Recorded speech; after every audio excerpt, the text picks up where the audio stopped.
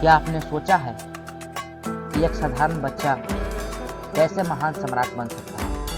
आज हम बात करेंगे उस योद्धा की जिसने न केवल भारत को एकजुट किया बल्कि इतिहास में अपना नाम अमर कर दिया। सम्राट चंद्रगुप्त मौर्य। पहला, चंद्रगुप्त का जन्म और प्रारंभिक जीवन। चंद्रगुप्त का जन्म लगभग 340 ईसा पूर्व एक साधारण परिवार में हुआ था। उनका पालन पोषण बहुत ही संघर्षों में हुआ, लेकिन उनकी किस्मत तब बदली जब महान आचार्य चाणक्य की नजर उन पर पड़ी। चाणक्य ने उन्हें राजनीति और युद्ध की शिक्षा दी। वे जानते थे कि यह लड़का एक दिन महान सम्राट बनेगा। दूसरा, नंद वंश का पतन।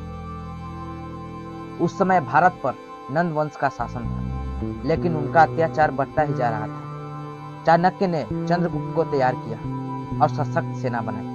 दोनों में भयंकर युद्ध हुआ और अंततः चंद्रगुप्त ने नंद वंश को हराकर मौर्य साम्राज्य की स्थापना की। तीसरा, सिकंदर की सेना को हराना। इसी दौरान सिकंदर की मृत्यु के बाद उसके सेनापति सेल्यूकस भारत पर कब्जा करने की कोशिश की, लेकिन चंद्रगुप्त ने उसे भी हरा दिया और पश्चिमी भारत पर अपना नियंत्रण स्थापित किया।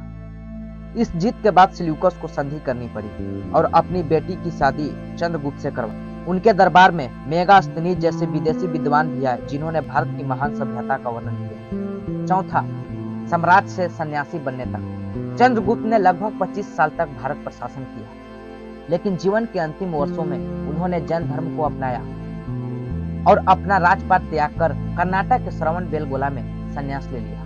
यहीं पर उन्होंने उपवास कर अपना जीवन त्याग दिया, लेकिन उनका नाम इतिहास के पन्नों में हमेशा के लिए अमर हो गया।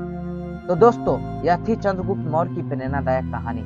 मैं उम्मीद करता हूं कि आपको अच्छी लगी होगी। अगर यह वीडियो आपको पसंद आया हो तो हमें बेहद खुशी होगी। धन्यवाद।